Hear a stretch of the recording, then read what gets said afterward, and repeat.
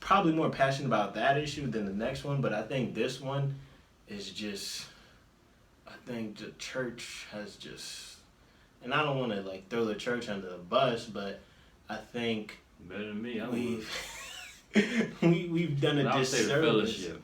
We've done a disservice to those with this next issue, the rights of the LGBT community, and I've got a big heart for those in that community because we failed them.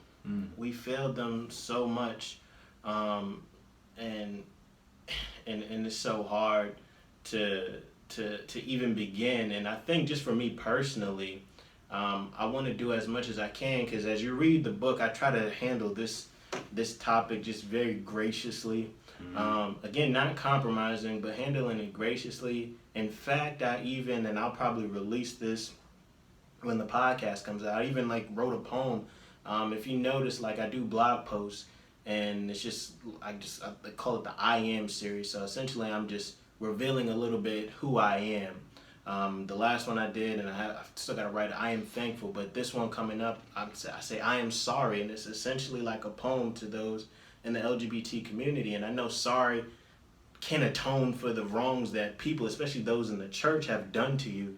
But just from me, just wanting to apologize on behalf of those who name the name of Christ, but who have abandoned you. Just statistically, just looking at the rates of suicide, the rates of abandonment, the rates of homelessness, the rates of abuse, and even because even in other chapters I get a little bit more detail, but just for right now I'll talk about it. Just there's literally countries where if you are of this orientation, they will kill you.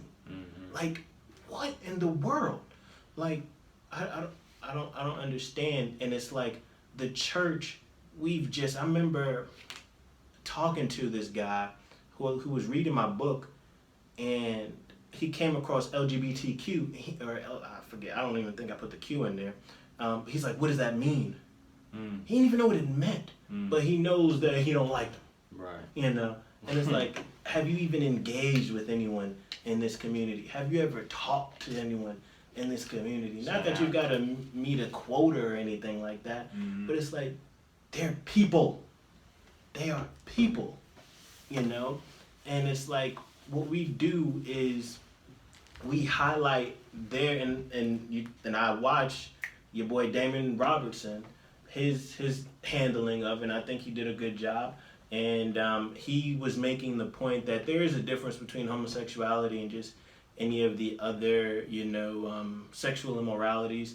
I forget I think he was just saying that it's a perversion of the created order. Right. And so I can get that, yet at the same time, I still don't want to let the fornicator off the hook, the adulterer off the hook, or any one of those off the hook, because it's still sexual immorality and we all struggle with it.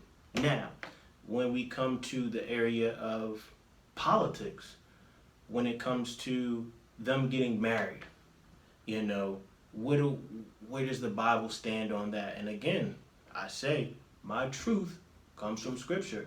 Marriage is between one man, one woman. Can't argue that. Now, at the same time, I'm not going to disrespect you. I'm going to continue to honor you, but I'm going to stand on what Scripture says. That doesn't make me a homophobe. Right.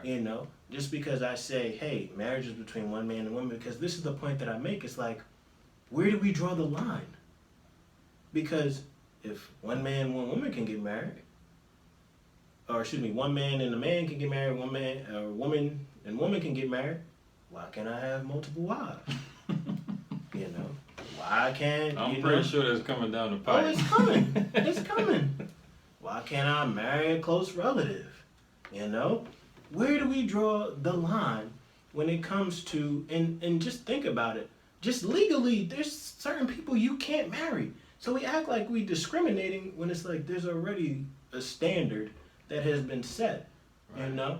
And so it's like, again, with that issue, how can you tell somebody who to love? You know, you can't tell me who I can love and this, that, and the third, but you got a brother and sister. Who are you to tell them they can't love? You know, I got multiple women I like. Who are you to tell me that I can't love them? Why just point people to the one? You know? Jesus.